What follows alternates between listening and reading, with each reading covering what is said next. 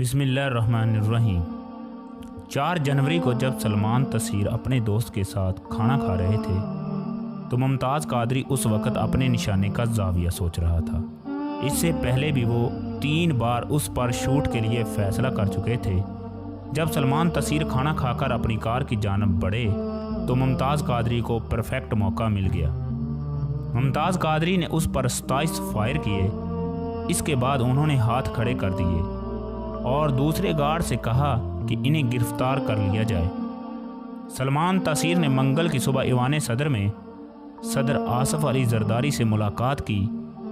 इसके बाद वो सेनेट गए। इसके बाद कमरजमान कायरा से मुलाकात की।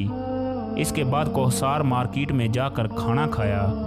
जो ही अपनी गाड़ी पर वापस सवार होने लगे तो मुमताज़ कादरी ने सलमान तसीर का काम मुकम्मल कर दिया। उन्हें शदीद ज़ख्मी हालत में इस्लामाबाद के पॉलीक्लिनिक हस्पताल में मुंतकिल कर दिया गया, लेकिन डॉक्टरों के मुताबिक वो रास्ते में ही दम तोड़ गए। मुमताज़ कादरी को सज़ाए मौत दी गई। मुमताज़ कादरी की फांसी देने के मामले को इंतहाई खुफिया रखा गया। इस बारे में पंजाब पुलिस के चंद अफीसर को ही पता था। जब मुमताज़ कादरी को लाहौर से अडयाला जेल पहुंचाया गया तो उस वक़्त तक जलाद को भी पता नहीं था कि फांसी किसको दी जानी है। हालांकि 2 दिन पहले ही जलाद को बता दिया जाता है।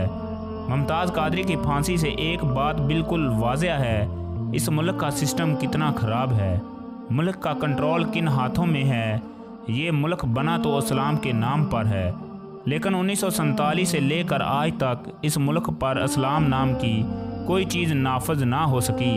जो मुल्क इस्लाम के नाम पर बना हो मगर वहाँ इस्लामी कानून ना हो तो समझ लिया जाए कि मुल्क का कंट्रोल किन हाथों में है। 2011 में मुमताज़ कादरी को 2 मरतबा सज़ाए मौत सुनाई गई, मगर 2015 में मुल्क के सदर ने भी मुमताज़ कादरी की रहम की अपील मुस्तरद कर दी। 29 फरवरी 2016 को उन्हें एतवार की दरमियानी शब फांसी दे दी गई। नाजरीन, हमारी इस कहानी के बारे में अपनी कीमती राय लाजमी दीजिएगा। वीडियो अच्छी लगे तो लाइक करें। मज़ीद वीडियो के लिए चैनल को सब्सक्राइब